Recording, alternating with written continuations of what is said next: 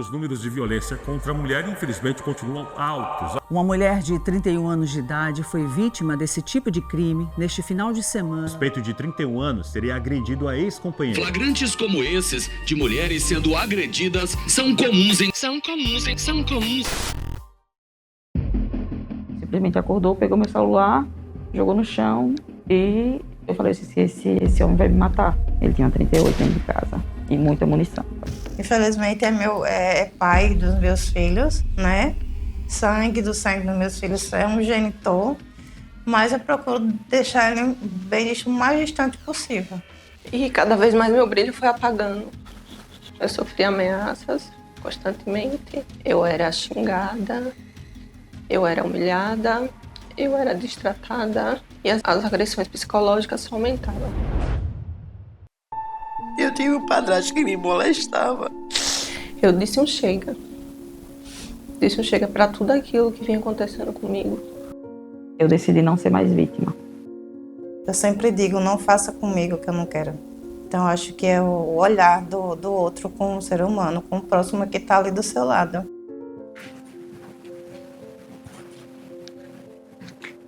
Eu sou Maria. Eu sou Maria. Eu sou Maria.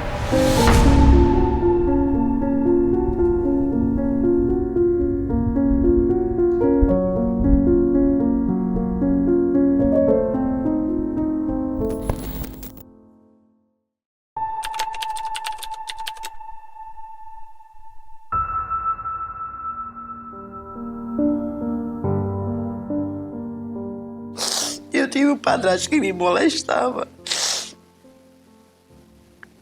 Desde meus 5 anos.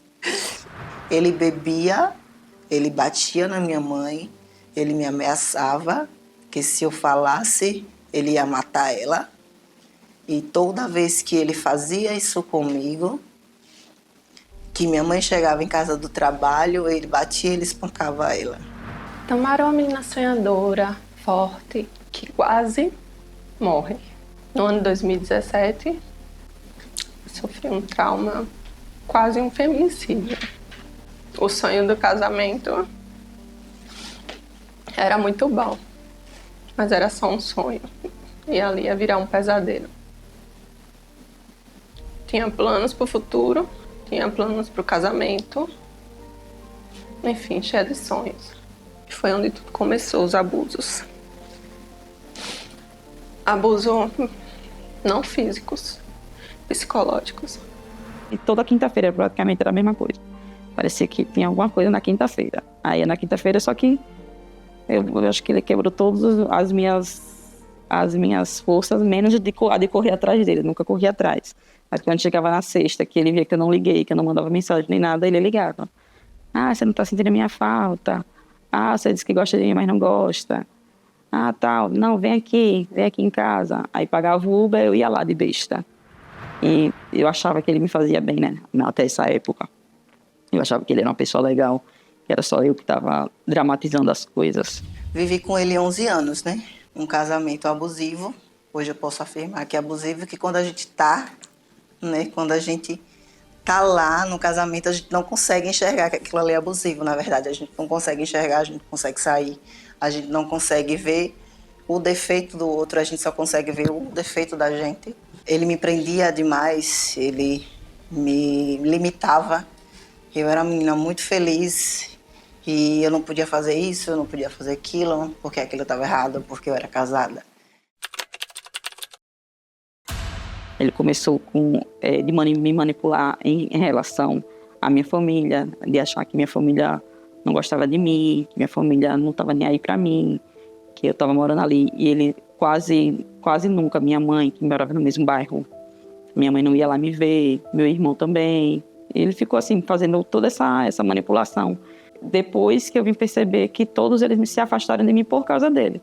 Porque ele era uma pessoa grossa, que na minha frente não fazia, mas por trás tratavam eles mal, tratava minha família mal, tratava meus amigos mal, falava mal, e, tipo, com grosseria mesmo. Olhei para ele, achei que ele ia ser o príncipe encantado que ele demonstrava ser. Eu achava que ele ia ser a pessoa que iria me ajudar a sair da depressão. Não por causa da deficiência, mas por causa do quadro de depressão que eu estava sentindo, sim.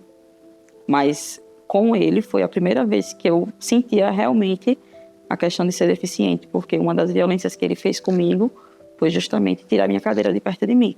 E cada vez mais meu brilho foi apagando. Eu sofri ameaças constantemente, eu era xingada, eu era humilhada, eu era destratada e as agressões psicológicas só aumentavam.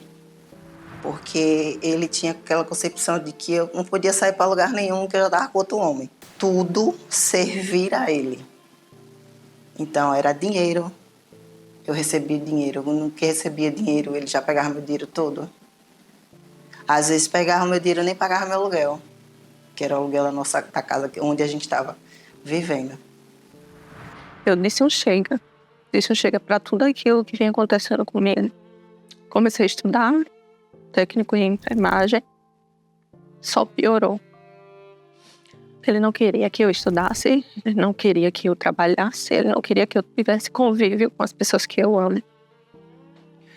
Com os meus familiares, ele tinha um sentimento de posse sobre mim e sobre todos aqueles que se encostassem junto a mim, que tivessem um convívio comigo.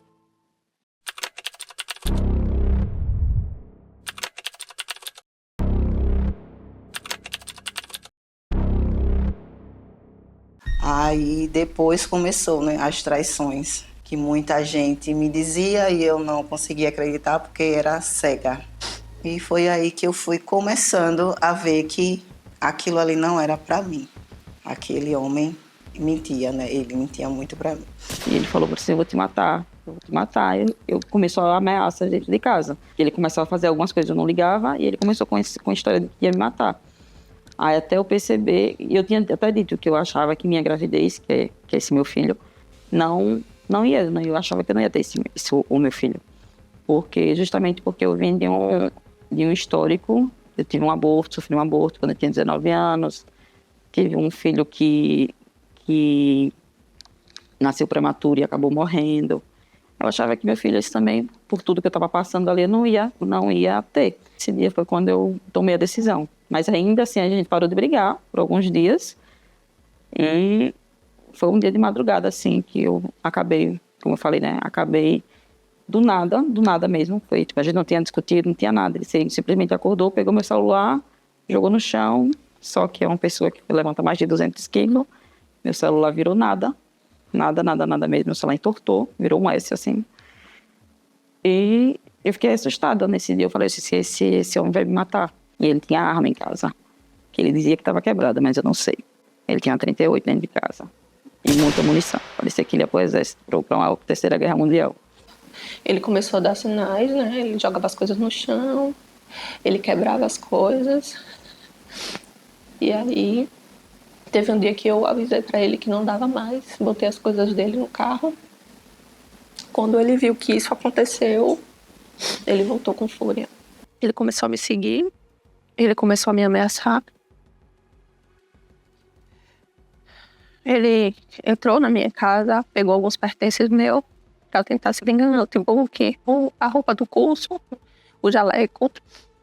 Como ele viu que isso não adiantou, que eu não ia parar mais a minha vida por ele, ele só teve mais fúria ainda. Só que teve um tempo que ele parou de me seguir. E aí eu acreditei que estava tudo em paz. Só que eu me enganei. Comecei a morar, eu fui morar lá na casa da mãe dele, por conta de questão financeira, e ele saía muito.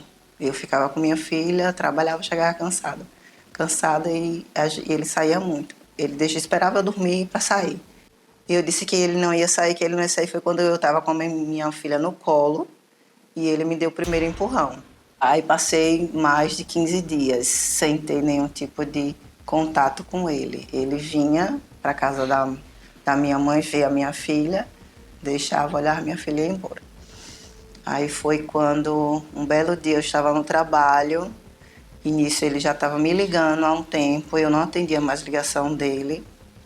Eu encostei em casa, fui guardar a moto, ele estava atrás de mim com o carro com a lanterna desligada, eu não vi. invadiu praticamente a minha casa, veio em cima de mim dizendo que eu estava com outro homem e que aquilo ali ele não aceitava.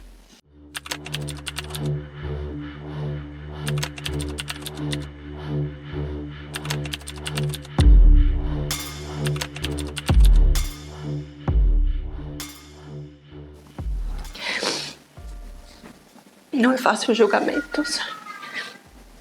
Com uma mulher que sofre violência psicológica, ela sofre o tempo inteiro. Casou porque quis. Foi você que escolheu. E isso você não ouve de estranho. Às vezes você ouve de alguém da sua família.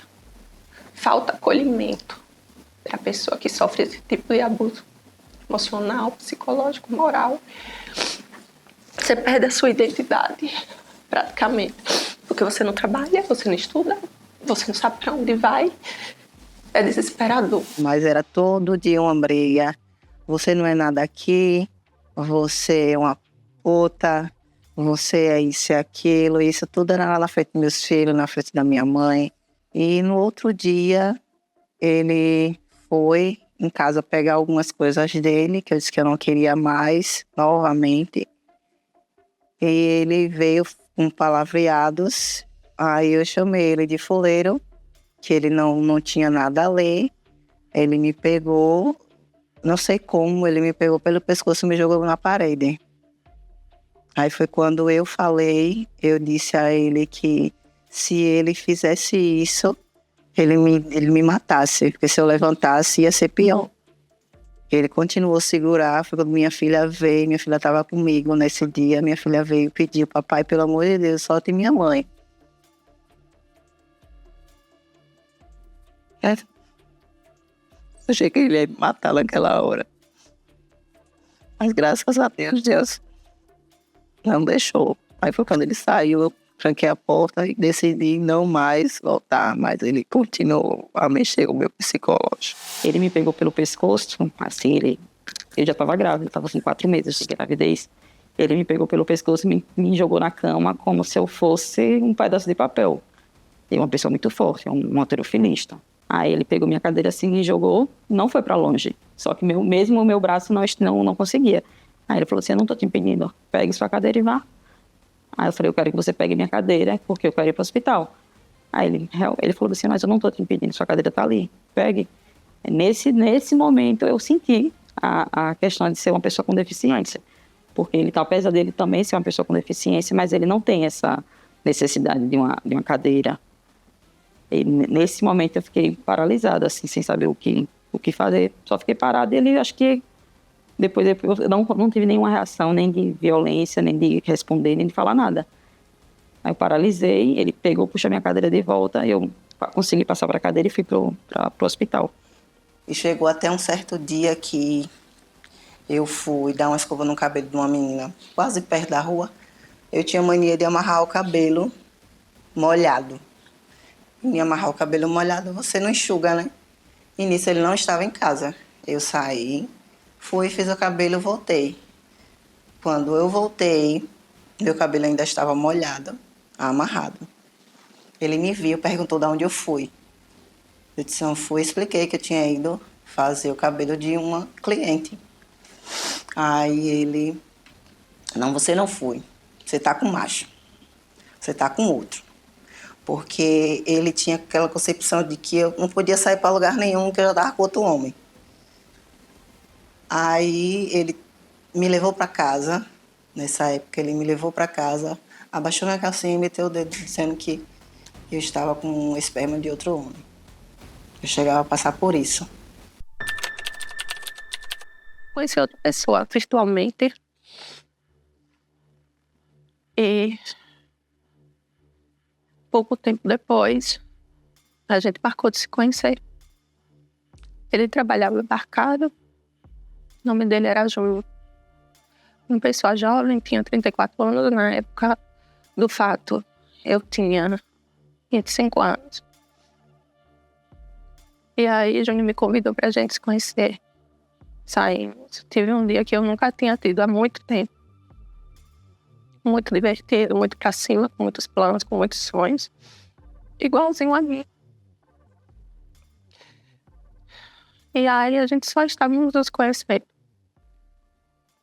Não falei nada com meus familiares, mas Júnior queria alguma coisa séria. Mas naquele momento eu não estava preparada.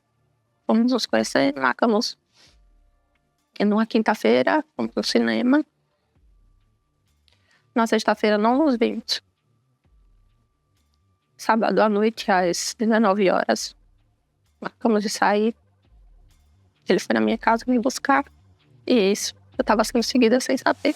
Aí foi nesse dia, nessa noite, que ele insistiu, 1, 2, 3, 4, 5. Eu disse, tá, se eu não deixar, se eu não ir, ele não vai sair da minha casa. Aí ele, não, pegue a moto, tirou a moto do corredor da casa e disse, não, você vai de moto. Eu disse, eu não vou, porque eu tô nervosa, eu não posso pilotar assim. Aí ele, não, se acalma e tal, vai dar tudo certo. Aí foi que nesse belo dia eu saí de moto, ele atrás, de carro. Ele disse que era pra gente entrar numa rua, eu disse que não queria entrar, ele deu sinal, eu olhei e disse que não queria entrar.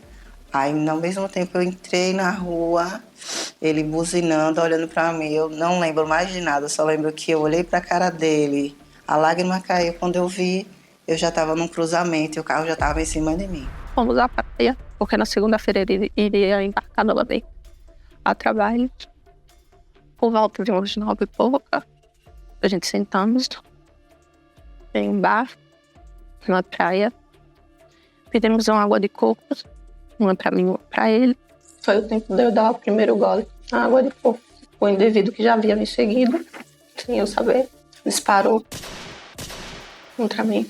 Naquele momento que eu caí no chão, eu não sentia minhas pernas. Comecei a gritar por socorro, pedir ajuda às pessoas. As pessoas queriam me ajudar, mas tinha medo dele voltar. Ele saiu atirando atrás de Júnior e assassinou Júnior. Olhei aquela cena e lindo, correndo atrás de Júnior, me apavorou. Eu só pensava em Júnior naquele momento. E eu queria me levantar daquele chão. Eu tomei 2 disparos. Acredito que ele, em algum momento, achou que eu já estava falecida. Porque enquanto eu convivia com ele, eu nunca vi arma. Também não adivinharia que seria capaz de né? Ele deu 2 disparos de arma de fogo. Um acertou aqui e um nas costas. Eu fiquei praticamente 1 ano de cama, dependendo de minha mãe para fazer xixi, minhas necessidades, né? A partir daí eu comecei uma luta para salvar meu pé. Aí como eu obtive uma bactéria no acidente, eu fui diagnosticada com osteomielite crônica, né? O osso da minha perna já estava podre e não tinha como salvar mais. Aí eu tive que ter todo o processo da me adaptar a não ter mais um membro no meu corpo. Aí foi que eu fui, depois de 4 anos de luta, eu tive que amputar. E daí teve aquele sofrimento, o fundo do poço, tentei me matar, tentei me suicidar por várias vezes. Mas eu senti a mão de Deus em mim quando eu engravidei, na verdade, do meu filho. Foi ele que me salvou de uma depressão. A gente, desculpa.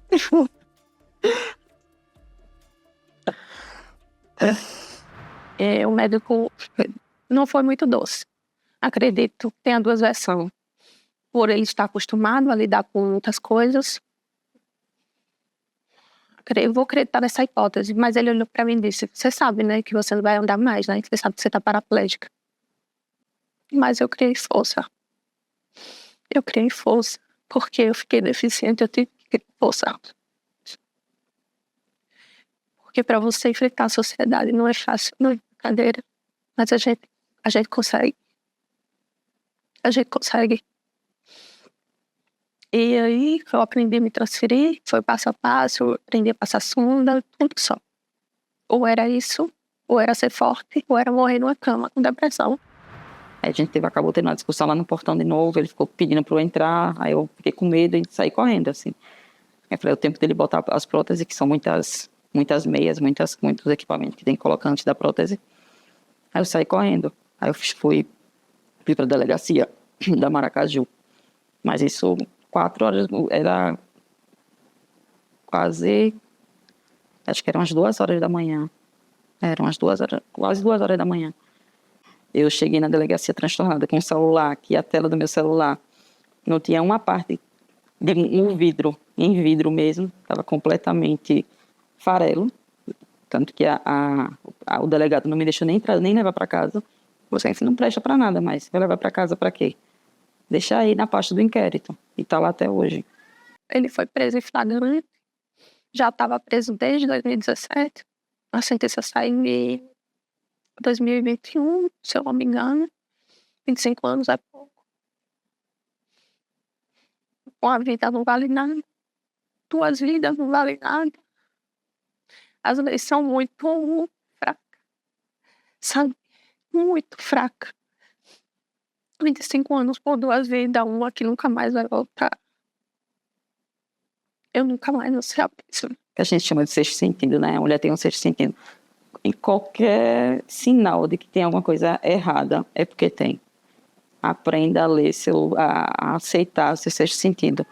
Então, logo no início, quando eu apresentar o primeiro probleminha, a primeira toxicidade, vá embora. Porque se não chegou ao tempo de violência, não tem a necessidade de procurar justiça nem nada, mas vai embora. Seja forte por si e principalmente pelos outros, pelas pessoas a quem você ama.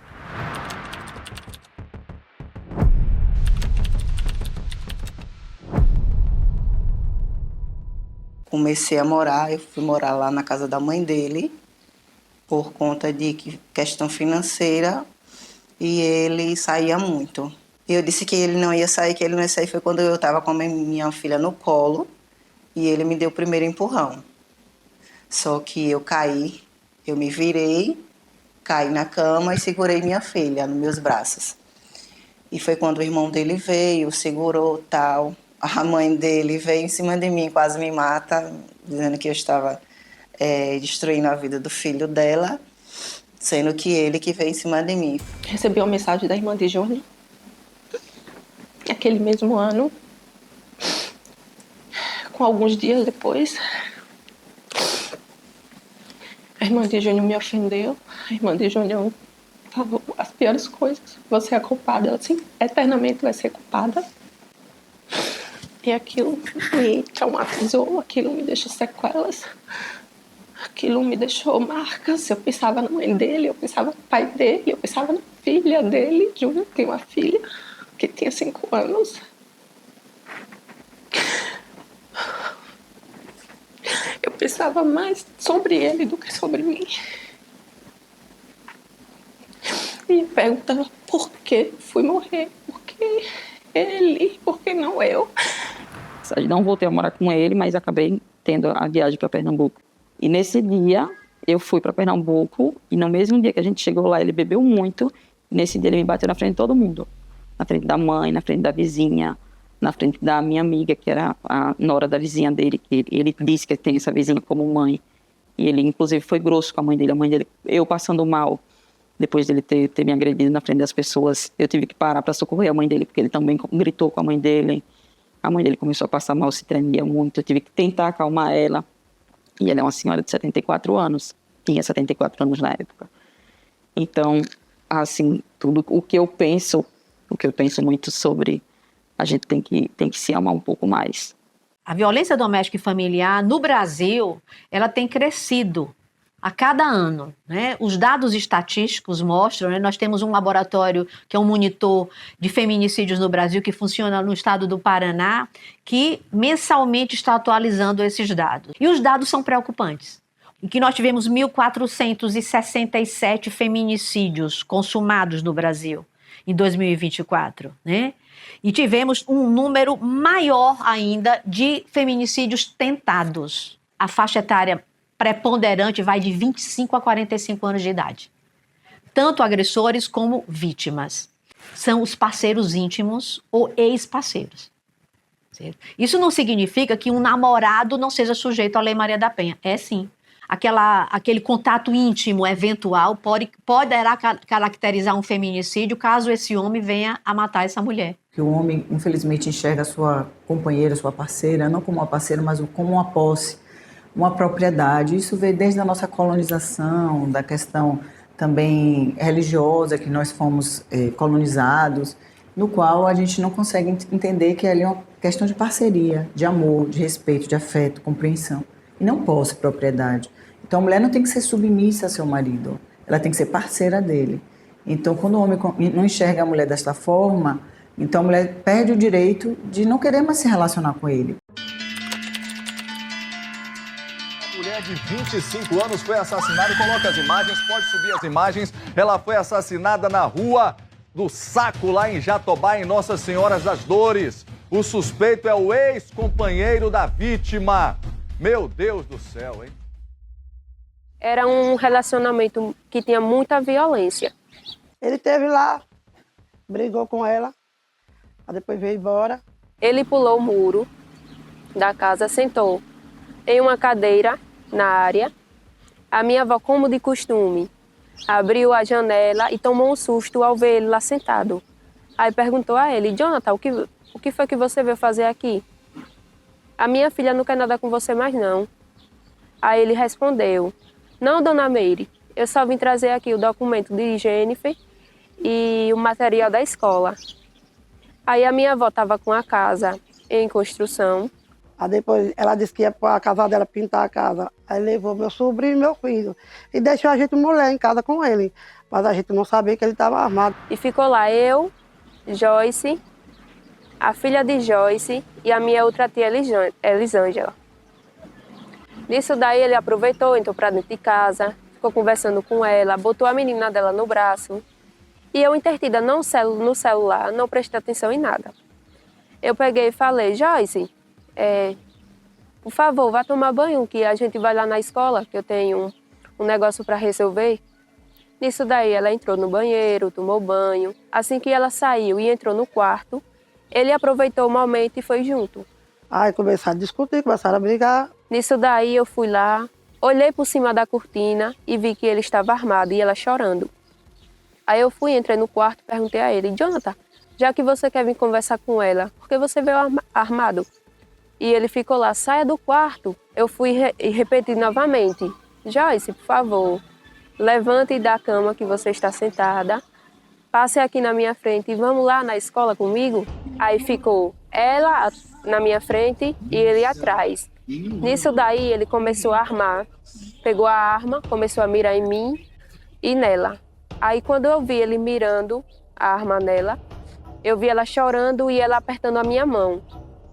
Aí quando eu dei as costas, que eu saí do quarto, ele deu o disparo do tiro nela. Quando eu voltei no quarto, ela já estava caída e com a cabeça lavada de sangue. Eu só ouvi o último suspiro dela. E a filha dela pediu, para ele não matar a mãe dela. A filha pediu. Aí ele saiu mirando nas crianças que estavam lá, na filha dela. Eu comecei a gritar, né? Para pedir socorro, mas... É difícil nessas horas passar gente, né? Quando está a briga zoada. Parecia que ela estava me pedindo um socorro, que infelizmente eu não podia fazer nada. E a filha dela começou a chorar: minha mãe morreu, minha mãe morreu. Entendeu? Aí foi aparecendo o povo, mas felizmente ela se foi.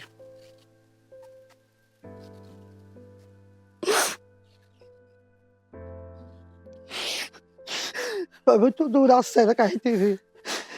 A gente, mulher, sem poder fazer nada com ele. A saudade é muito. Porque era uma menina nova. Queria viver a vida. Com a filha. Cuidar da filha. Mas por causa de ciúme, ele tirou a vida dela. A família está sentindo inclusive ainda a dor da perca dela, que era algo que a gente não imaginaria que ia acontecer. E aconteceu. E a gente deseja que ela esteja em paz e que a justiça seja feita. Ruim é para quem morre. É não soltar ele. Algum dia se acontecer, não soltar ele, deixar ele lá. Para ele pagar o que ele fez. A pena para ele pegou 30 anos de cadeia. O caso de Joyce deixou um aprendizado para várias mulheres que sofrem sinais de violências e se calam, não têm coragem de denunciar, procurar a melhora para elas. Então, o que eu falo? Que não se calem e denunciem. Não existe uma violência isolada, né? O homem violento, ele vai dando sinais. Quando o feminicídio acontece, ele já deu vários sinais anteriores, né, de que aquilo chegaria naquele ponto. Então a gente conversa muito com as mulheres, faz muita roda de conversa, a gente conversa nas escolas, a gente conversa com os jovens, para mostrar que existem sinais que estão sendo dados ao longo do tempo e que é o primeiro sinal de violência, precisa se estancar essa situação, sob pena da gente chegar no caso mais grave, que é o feminicídio. Então, eu diria que o feminicídio é um crime evitável, porque se aquela mulher tivesse solicitado, talvez, uma medida protetiva, aquela vida poderia não ter sido exterminada. Então, políticas públicas efetivas é o caminho, eu diria, maior de prevenção da violência e de atendimento a essa mulher que está em situação de risco e que precisa ser cuidada, atendida e encaminhada para ter uma maior proteção, já que ela se encontra em situação de risco. Não é apenas pela punição. A punição só não resolve. Temos que ter políticas de prevenção. A CIAP é a Central Integrada de Alternativas Penais no Estado de Sergipe. O objetivo dela é acompanhar e fiscalizar as medidas e garantir o acesso aos direitos, né, das pessoas em alternativas penais. Mas em relação aos autores em situação de violência doméstica, eles são encaminhados à CIAP desde o momento em que a vítima faz a denúncia na delegacia e é garantido a ela, né, uma medida protetiva. A gente trabalha em 3 frentes. A gente trabalha na frente da mulher, no combate à violência doméstica com a vítima, que a gente tenta até não chamá-la de vítima, com o homem que pratica aquela agressão contra essa mulher e agora as crianças, né? As crianças a gente tenta, os adolescentes, busca nas escolas também fazer todo um sentido de educá-los, mostrar que as violências, justamente para que eles não ingressem também nesse ciclo de violência que muitas vezes eles veem nas casas deles. E em relação ao homem, o suposto agressor, né, da violência, a gente tenta fazer os grupos reflexivos. Então os grupos são abertos, né, a metodologia ativa. O que é isso? Todo encontro tem gente terminando, tem gente iniciando, que permite pegar aquele indivíduo que está iniciando e acessar aqui e perceber que tem outros iguais a ele, outros que terminaram, passaram pelo processo, que estão dando depoimentos belíssimos, dizendo, olha, eu errei, eu realmente era uma mulher, que eu cometia violência, mas eu mudei, eu quebrei esse ciclo. Então esse que está iniciando, ele passa por esse processo de perceber que outros finalizaram e que estão igual a ele, né? Então ele passa a perceber isso e fazer a quebra desse ciclo de violência. O protocolo de acolhimento às mulheres vítimas de violência foi um grande marco, né, para a OAB Sergipe, aprovado há pouco mais de um ano pelo Conselho Seccional. E ele trouxe o fortalecimento de políticas que já eram aplicadas, como novos protocolos e novos procedimentos para a ampliação desse acolhimento, né? Eu sempre falo que a violência contra a mulher, ela se transmuta a todo o tempo. Todo o tempo a gente consegue observar que a sociedade ela se torna mais violenta, seja ela na violência doméstica, seja ela na violência institucional, seja ela na violência política.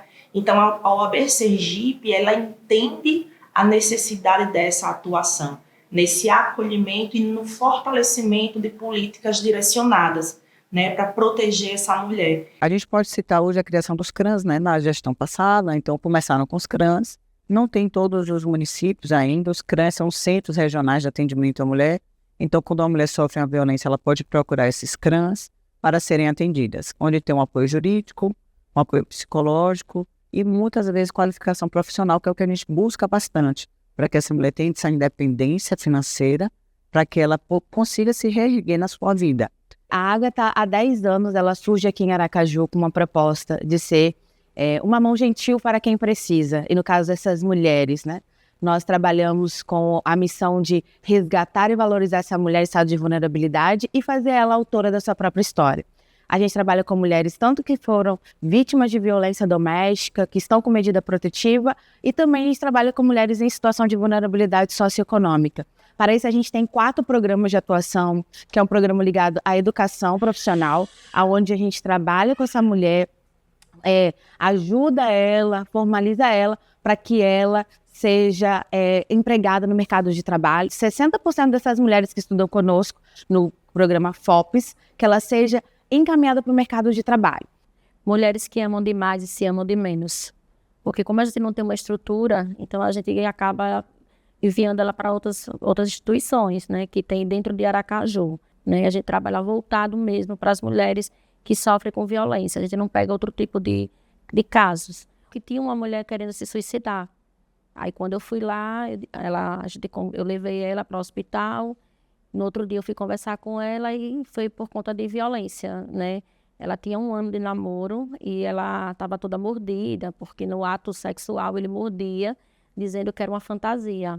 A reformulação da ouvidoria especial da mulher, que já existia, como novidade, a Procuradoria da Mulher e as suas representantes, a qual fui a primeira procuradora da mulher na gestão anterior, também em parceria com a Escola Superior de Advocacia, promovendo cursos para a própria advocacia e também para a sociedade, a capacitação de advogadas e advogados para acolhimento de vítimas de violência doméstica em seus escritórios, e isso é um marco e traz uma grande importância e também uma conscientização de toda a população. Hoje as mulheres estão morrendo mais às vezes do que numa própria guerra. Carmen Lúcia essa semana falou isso numa palestra. 10 milhões de mulheres ano passado, segundo os dados, tiveram esse problema com violência doméstica que foi registrado. Quando não se registra, quantos casos não se registram? Então, aí ela disse, ela até falou na palestra, às vezes numa guerra não se tem 10 milhões de pessoas de alguma forma violentadas. E é isso que a gente vive hoje, uma guerra no qual 10 milhões de mulheres estão sofrendo. Então, a gente está buscando frentes. Em Sergipe, a gente está conseguindo diminuir. E essa redução de números, ela casa muito bem com a criação da secretaria, com o trabalho em conjunto, com a intersetorialidade das pastas, né? Então, eu acho que é um exemplo muito latente de como a união de esforços muda a realidade. Não adianta a criação de uma secretaria de política para as mulheres que não se conecte com a segurança pública, que não se conecte com a educação, que não esteja conectada com a saúde e que não tenha participação efetiva da assistência social. E, além das instituições, né, extra-governo, como Justiça, Ministério Público, Defensoria. Então, a gente percebe muito claramente nesses últimos anos que quando nós demos as mãos, todas as instituições dissemos, agora a gente vai trabalhar isso em conjunto, as coisas mudaram e têm mudado. Então, acho que é uma realidade muito bacana, né, de que a gente está no caminho certo e que, óbvio, ajustes ainda precisam ser feitos. A gente tem muito que avançar, mas que a gente vai chegar lá e não vai demorar muito. Mayara, já que a gente está falando do Projeto Marias, eu tenho um Projeto Marias. É um projeto muito robusto, que acolhe mães solos. Então, mulheres em situação de vulnerabilidade social acolhe mulheres vítimas de violência, mulheres que passam fome, né, mulheres que não se sentem acolhidas pela sociedade, que conta com um sistema que cria uma política pública nacional de acolhimento. Hoje a gente começou a trabalhar a ideia de cuidar dos filhos também, porque eu comecei a entender que a gente precisa, tem que ser um cuidado mútuo, família, e os filhos têm que se encaixar. A Lei Maria da Penha, ela trata a violência doméstica e familiar, né? Ou seja, não é só o relacionamento homem e mulher, né? Ela pode ser de pai para filho, de avô para neto, de neto para avó. Então, todo o contexto familiar, ele é inserido. Um dos grandes pilares estruturantes, né, do fortalecimento da mulher, no geral, é a Lei Maria da Penha. E até ela, que pra gente é um grande norte, né, é um grande pilar estruturante, ela tem falhas, né, e que precisam ser supridas. E eu acredito que é isso que tem que ser feito. A Lei Maria da Penha precisa de aprimoração, como as outras leis também. Nós estamos com um projeto aqui que é dialogando com as escolas sobre a Lei Maria da Penha. Essas ações pedagógicas são voltadas para a prevenção da violência contra a mulher e contra meninas também. Então, essa é uma forma, a meu ver, né, no meu sentir, de enorme alcance, em que comecemos a dialogar, a discutir essas questões nas escolas. A criança, ela não nasce violenta, ela aprende isso, ela aprende pelo meio, na família, no ambiente que ela vive. E por isso a gente tem feito uma incursão muito bacana nas escolas, junto com a Secretaria da Educação.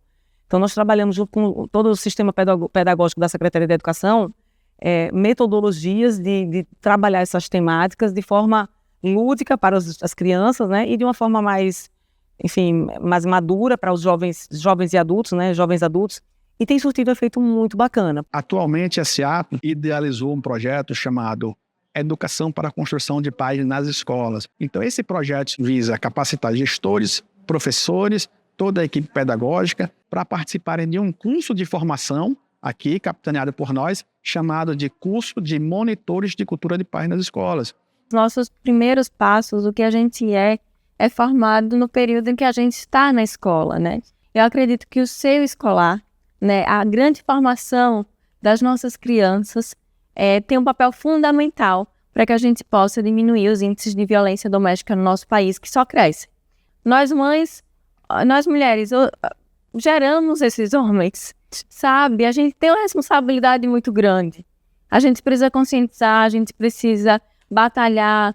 E eu sei que a minha responsabilidade, enquanto agente público, enquanto mulher, enquanto deputada, enquanto a primeira mulher parlamentar eleita, deputada federal no estado de Sergipe, eu tenho uma responsabilidade muito maior. Porque a escola é um espaço de formação, de cidadão, de cidadania, né? Esses conteúdos de prevenção à violência têm que ser incluídos nos currículos escolares, né? Eu acho que o caminho é esse, né? Através da educação que a gente muda uma sociedade.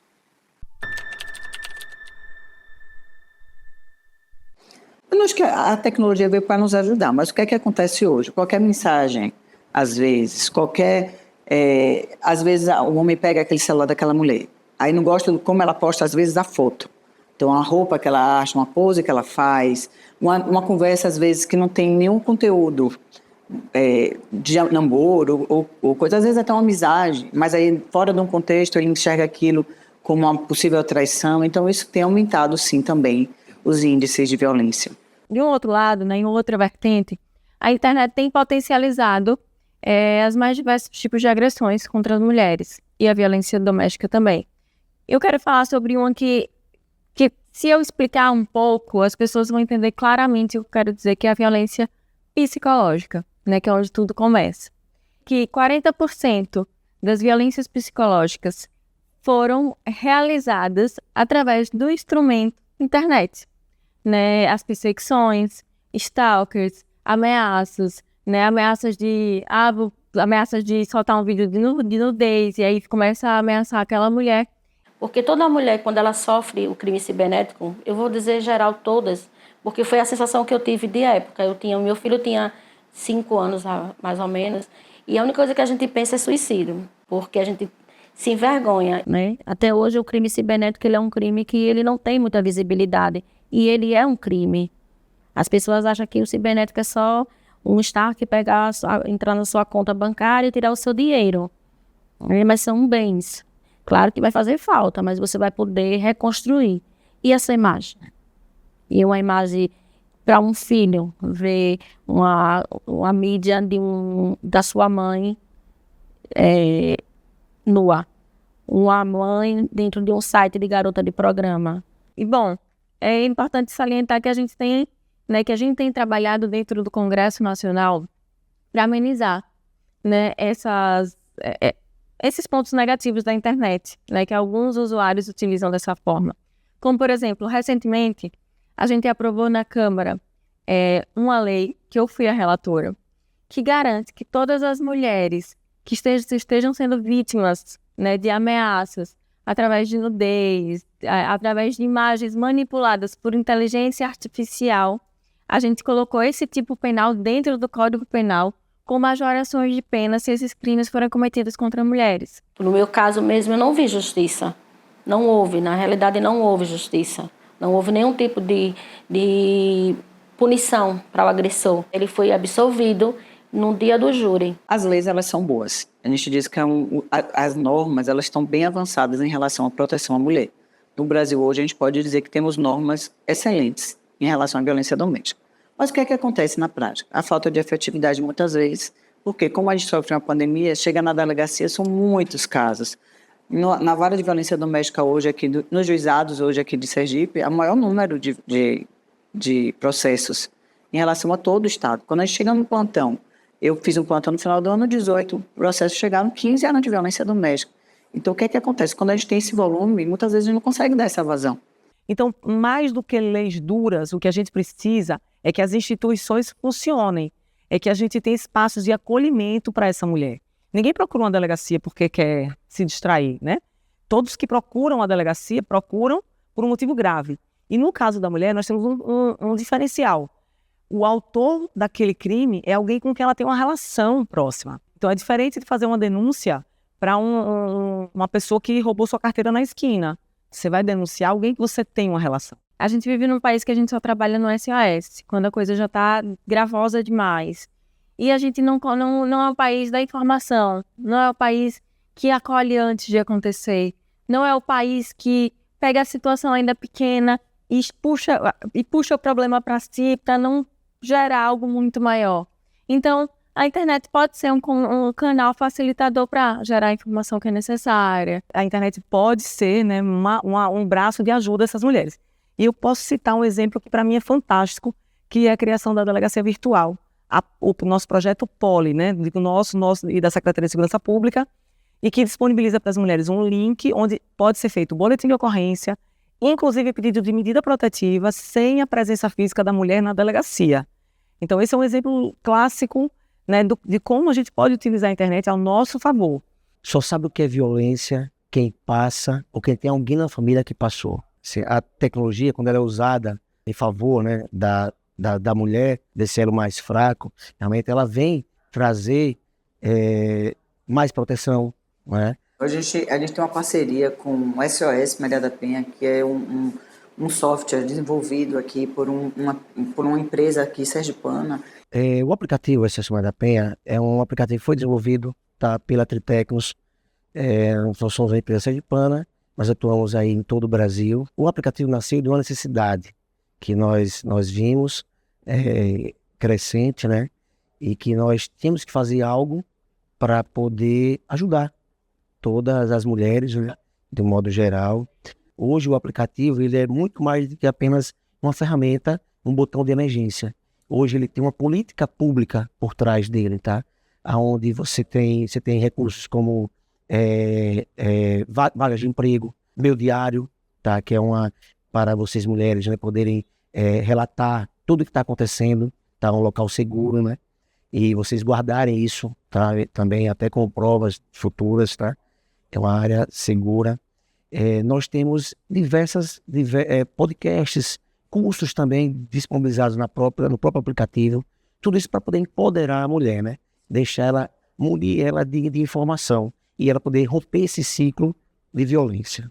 Depois do não, tudo é abuso.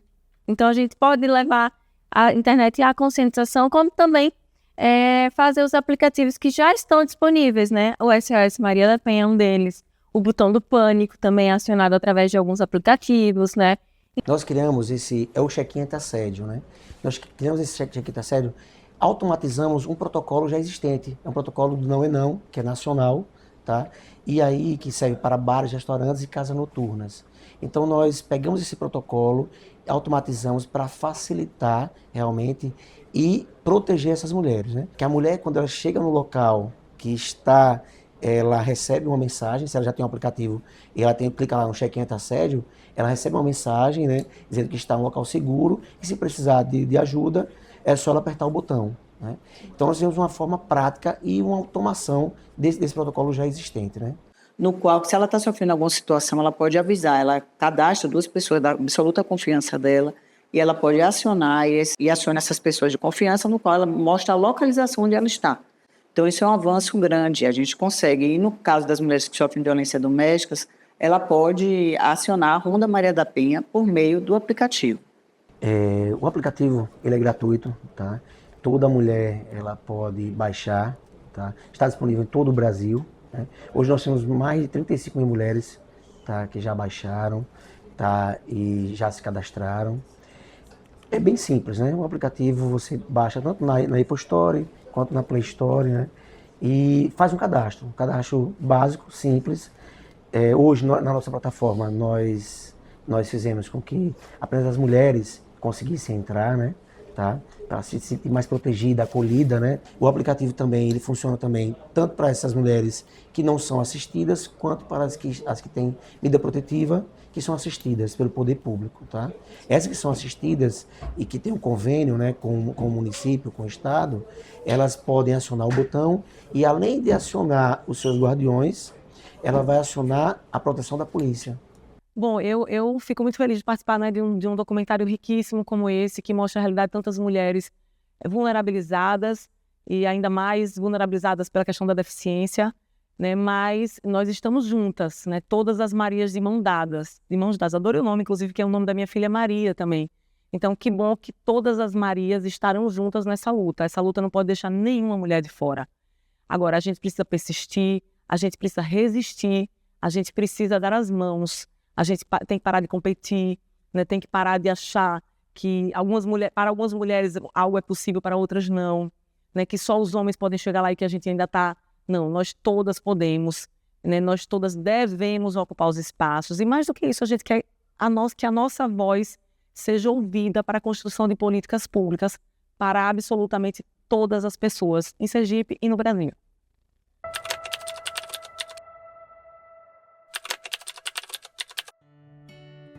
Sou atleta de paralterofilismo, tenho 30 anos, sou estudante de psicologia. De vendedora lá atrás para hoje atleta paralímpica. Né? Hoje eu sou cabeleireira, transista, maquiadora, artesã. Hoje eu estudo, pretendo trabalhar. E depois de tudo que aconteceu, foi uma válvula de escape ter voltado para o esporte, ter me dedicar ainda mais, conseguir marcas melhores do que tinha conseguido até antes. Sou apaixonada pela musculação hoje, né? Que eu antigamente não fazia nada para mim na minha vida. Eu não ia ser nada, na verdade. Mas hoje eu sou basicamente uma mulher feliz. Pretendo conhecer outros países, pretendo fazer o inglês. Eu sou feliz, hoje estou casada, estou realizada. Estou fazendo faculdade agora de educação física. E assim, isso tudo me ajudou a ser a pessoa que eu sou hoje. Tipo, eu sou bem mais feliz. Depois de tudo que eu passei, né, depois de todo o acidente, me transformou nessa pessoa realizada, nessa mulher realizada e segura de si. Estou aqui dando depoimento para você que é Maria, não desistir. O mundo não acabou, você está tendo outras oportunidades. O mundo é seu também. Mas não acaba. Eu não quero que minha vida acabe da forma que eu achava, né, lá atrás. E, inclusive, voltei a estudar também. Estou terminando meu curso de graduação. Hoje eu quero sair bem, né, na minha profissão como personal, né? Eu quero ser muito famosa, viu, gente? É o meu objetivo agora, ser muito famosa, ser muito conhecida. Na rede social também eu sou, graças a Deus. No meu bairro eu sou conhecida como uma musa fitness. E é maravilhoso, né? O que mais maravilhoso disso tudo é que as mulheres da academia sentem a minha falta quando eu não vou treinar e que eu sou inspiração. É o que mais me motiva a viver, a continuar, que é você é minha inspiração. Tudo isso porque eu decidi não ser mais vítima. Para que elas se sintam seguras, que elas denunciem. Ninguém é obrigado a viver aprisionado, porque na verdade quem está na prisão são elas, né? Elas ficam aprisionadas por esses homens, essas relações, vivendo infelizes. E elas têm direito a viver feliz. Então, se algum homem tirar o seu brilho, a gente diz que a mulher, quando vive uma situação de violência, ela vai tirando o brilho, ela vai deixar de ser quem ela é. Então, vamos voltar a brilhar, isso que eu quero deixar para elas. E a gente está aqui para ajudar. Bom, a todas as Marias, a todas as mulheres com deficiência, a todas as mulheres em estado de vulnerabilidade social, eu quero dizer para vocês que vocês não estão sozinhas. O parlamento, muitas vezes, eu sei disso, pode parecer distante, mas a gente tem trabalhado muito lá para que vocês possam se sentir cada vez mais acolhidas, ouvidas e dar a vocês as vozes que vocês precisam para que a gente possa, juntas e unidas, lutar e combater a violência doméstica no nosso país, né?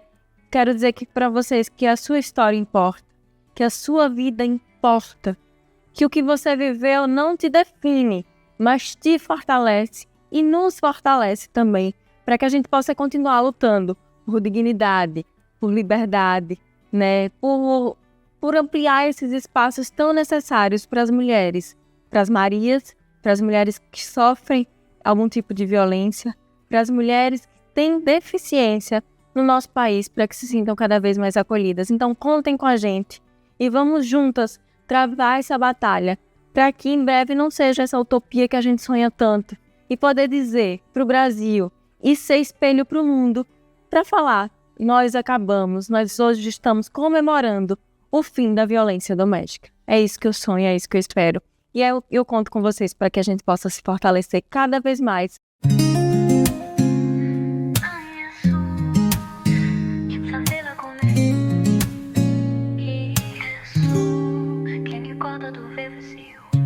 Hoje eu me conheço, hoje sou abrigo.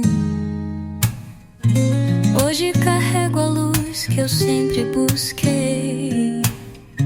Sinto você que ouve a minha voz e te digo baixinho, nós nunca fomos sós. Feche os olhos, ouve a canção. É o som da origem, é o som do coração. Minha voz é universo em desencanto. Minha vida é o som que eu canto. Veio do sol, da lua, do céu azul. Veio do amor que em mim despertou tudo. Tá. Entre estrelas e cometas, meu peito se abriu. Cada palavra um pedaço do que já existiu. Obrigado, Senhor Manuel, pela luz sem fim que se espalha nas flores e floresce em mim. É mais que som, é mais que dor, é estrada de volta.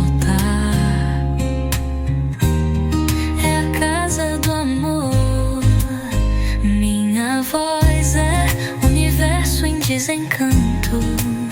Minha vida é o som que eu canto. Veio do sol, da lua, do céu azul. Veio do amor que em mim despertou tudo. Sorria comigo, agradeça por estar aqui. A vida é canção. Entre estrelas e cometas, meu peito se abriu. Cada palavra um pedaço do que já existiu. Obrigado, Senhor Manuel, pela luz sem fim que se espalha nas flores e floresce em mim. É mais que som, é mais que dor, estrada de volta. É a casa do amor. Minha voz é universo em desencanto. Minha vida é o som que eu canto. Veio do sol, da lua, do céu azul. Veio do amor que em mim despertou tudo. Sorria comigo, agradeça por estar aqui. A vida é canção, e a canção é você em mim. Quem és tu que ainda duvida da luz, que se perde na pressa, esquece o que conduz? Fecha os olhos, irmão, escuta teu ser. Somos filhos da eternidade a renascer. Hoje eu sei de onde vim, sei pra onde vou. Descobri o segredo que a alma guardou. O universo em desencanto me abriu a visão, e a vida verdadeira virou minha canção. Agradece a